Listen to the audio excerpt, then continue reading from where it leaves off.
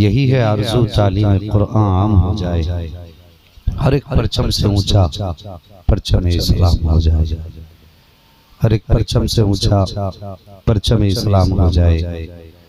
अल्लाह करीम हमारी और आपकी हाजिरी अपनी बारगाह में कबूल फरमा ले और हमारी नस्लों में मौलाई वाले पैदा फरमा दे।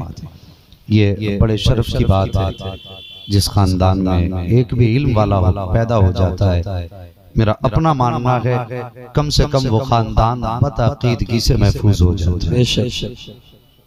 ये बहुत बड़ी बात है इस दौर में, जितना पुरफतन दौर है ये ईमान बचाना बड़ा मुश्किल है।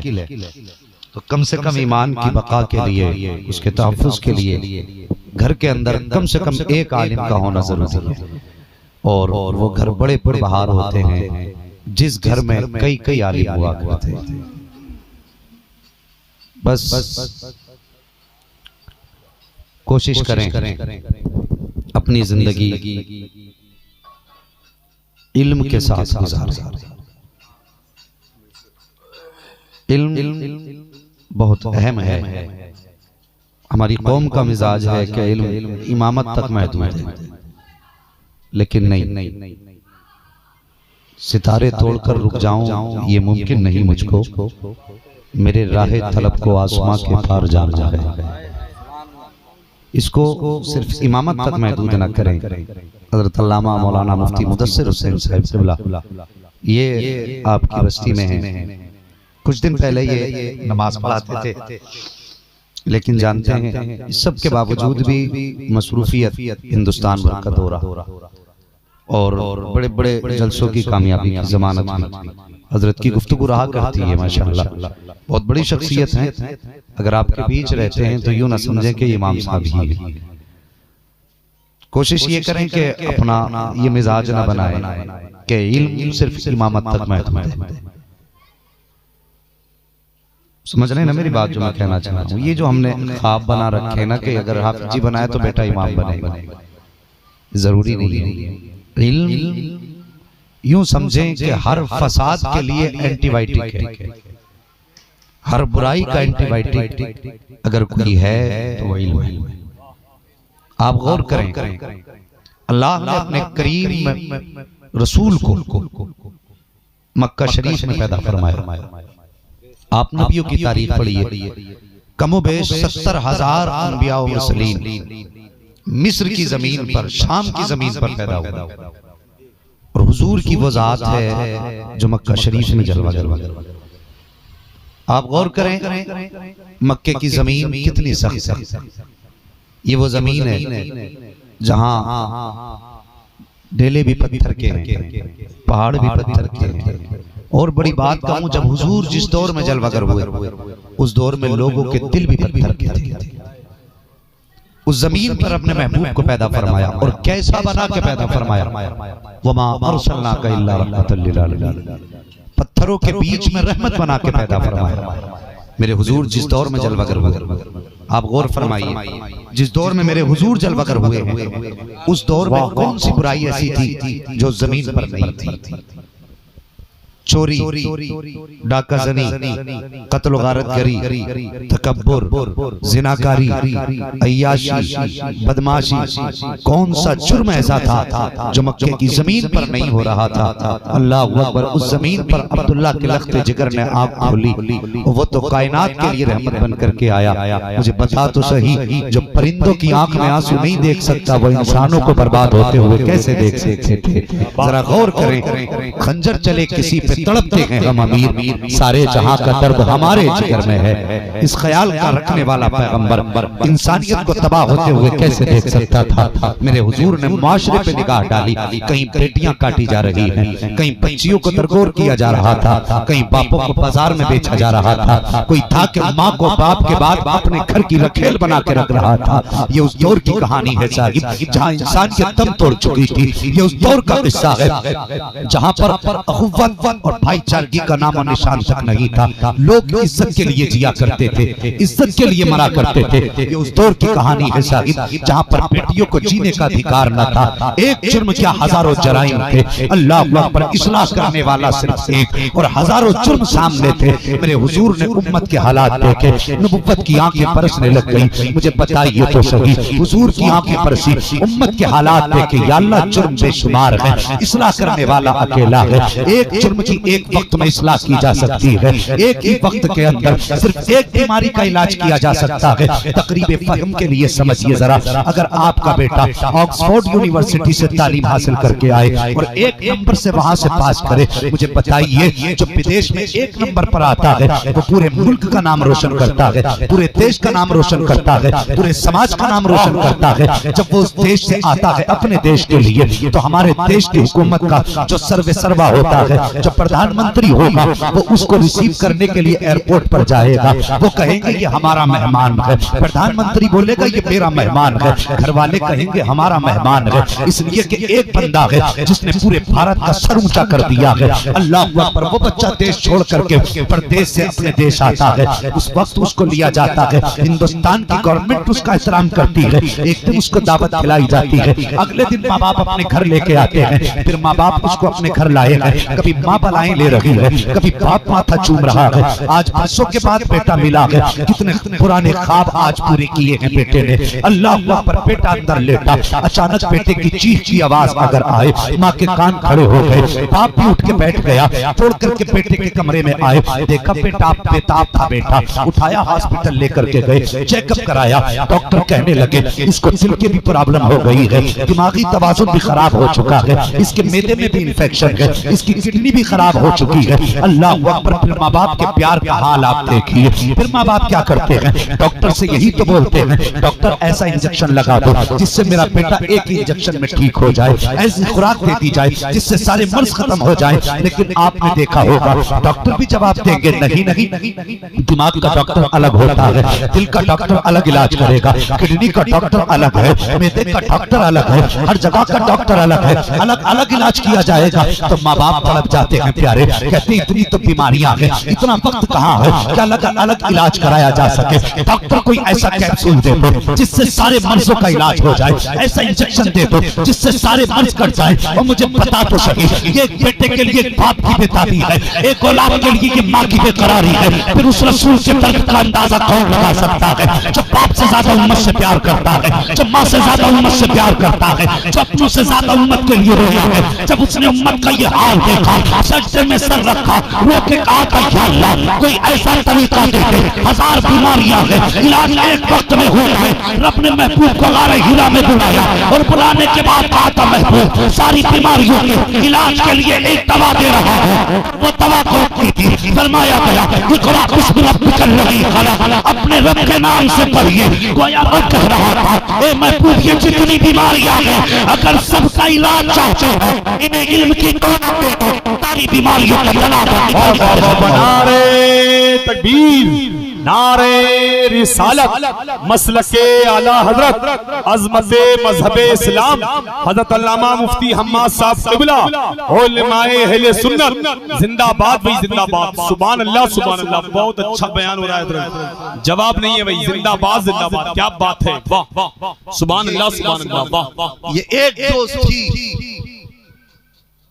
इक़रा की दोस्त, एक खुराक ने फिर जब खात्मा किया, बता तो सही उस दरसगाह के कभी तलबा को देखो, उनकी बारगाह में पढ़ने वालों की जिंदगी देखो। अल्लाह अकबर। हजरत उमर फारूक आजम की जिंदगी देखिए, हुजूर की दरसगाह में बैठे हैं, फिर कैसा इल्म आपने हासिल किया। और मैं तो अक्सर कहा करता हूँ सोशल मीडिया के जरिए ये बात दुनिया तक जानी चाहिए, जो लोग अबू बकर सिद्दीक के खिलाफ भौंकते हैं, जो हजरत उमर फारूक आजम के खिलाफ भौंकते हैं, मैं कहता हूँ ज़बान को लगाम दो। याद रखो अगर शागिर्द नाकाम होता है तो नाकामी का सबब उस्ताद को ठहराया जाता है। तुम कहते हो अबू बकर ने गसब किया था, इस कुर्सी को उन्होंने छीन करके कब्जा किया, मुझे बता तूने कैसे सोच लिया। हुजूर की दरसगाह का तालिब इल्म हो, हुजूर की दरसगाह का पढ़ने वाला हो और वो गसब की नीयत रखता हो, वो झूठ बोलने का ख्याल रखता हो। खुदा की कसम नबी की बारगाह के बैठने वाले अबू बकर की तो बात छोड़ो, उनकी दरगाह उनकी दरसगाह में आने वाले बिलाल का कोई मुकाबला नहीं कर सकते हो। खुदा की कसम उठाई है तारीफ,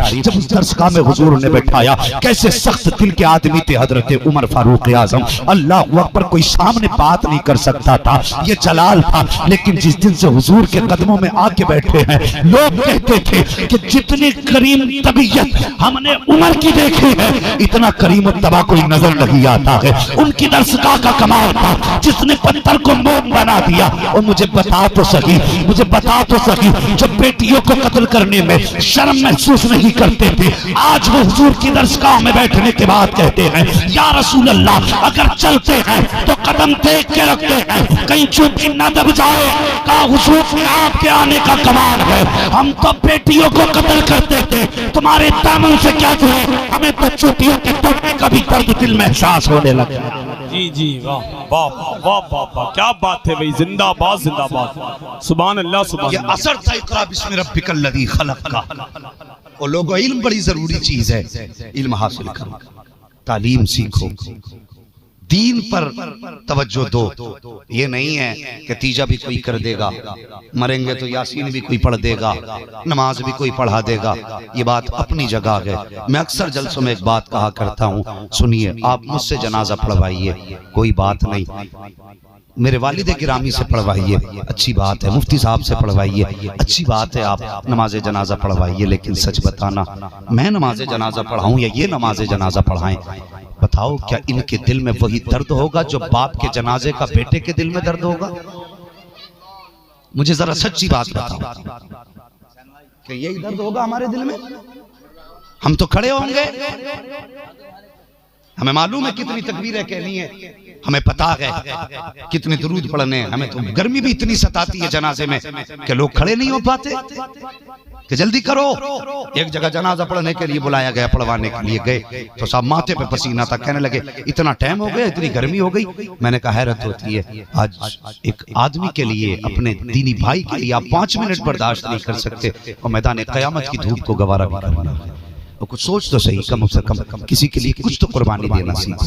मैं कहता हूँ, मैं जनाजा पढ़ाऊं आपके बाप का, आपके बेटे का, लेकिन जो दर्द आपके दिल में होगा ना, वो मेरे दिल में नहीं होगा।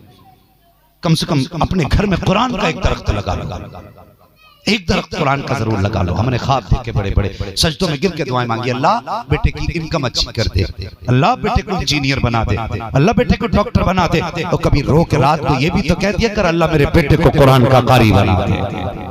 बेशक, सुभान अल्लाह। तो कहा करो, इनसे पूछो उलमा से, कब्र का ये सवाल होगा कि बता इंग्लिश मीडियम में कितने नंबर आए थे? ये पूछा जाएगा हाई स्कूल की मार्कशीट का कितना परसेंटेज था?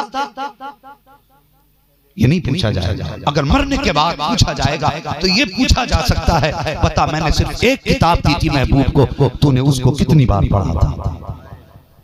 मैंने कुरान दिया था, क्या उससे बड़ा कम नसीब कोई हो सकता है जो अपने नबी की दी हुई किताब को जिंदगी में खोल के ना पढ़ सका? कभी सोचिए यहां से, इस बात को जरा दिल पे रखना, क्या हो सकता है उससे भी बड़ा कम नसीब? हम तो हकीर समझते हैं कुरान वालों को, हम तो नजरों से गिरा के लोगों को बुलाते हैं। हमारा हाल क्या है? हम तो उलमा को भी अगर याद करते हैं तो 30-40वें में, अगर याद नहीं आए तो कभी वलीमे में मौलवी याद नहीं आते। टेबलें लग जाती हैं, ये वीआईपी टेबलें, कौन बैठेगा इस पे? इस पे प्रधान जी बैठे, इस पे चेयरमैन बैठेगा। भाई इधर मत बैठना, कोई इतना वीआईपी हो गया तेरे लिए, जिसे पेशाब करने का सलीका ना, वो तेरे लिए वीआईपी हो गया। और जिसने तेरी दुनिया और आखिरत सवारी वो सिर्फ 30-40वें के लिए रह गया। फिर कहते घर में बरकत नहीं, बरकत कहां से होगी? सुन, अगर वीआईपी की टेबल लगाई है एक तरफ, तो रोक सबको कि खाना बाद में तुम खाओगे, पहले कुरान का कारी खाना खाएगा, पहले मस्जिद का इमाम खाना खाएगा, पहले मदरसे के तलबा खाना खाएंगे, पहले दीन के मुहाफिज खाना खाएंगे, पहले दीन का अलम उठाने वाले खाना खाएंगे। खुदा की कसम, कदम इसके आएंगे, बरकतें सीधी मदीने से आना शुरू। जिंदाबाद जिंदाबाद, नारे तकबीर, नारे रिसालत, उलमाए अहले सुन्नत, हजरत अल्लामा मुफ्ती हम्माद साहब किबला, जिंदाबाद जिंदाबाद, सुभान अल्लाह। तकरीर तुम्हें यार को बेचैन करती है, सबब क्या है? वही कहता हूं जो दिल पर गुजरती है। बदलो फिक्र अपनी, हमारे तो दिमाग ही बदलते जा रहे हैं। हम कहां से कहां पहुंच गए।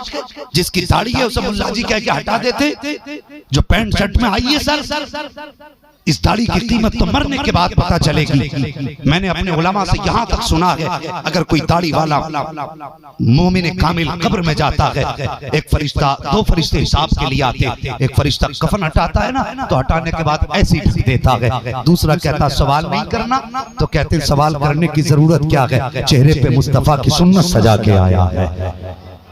जिंदाबाद जिंदाबाद।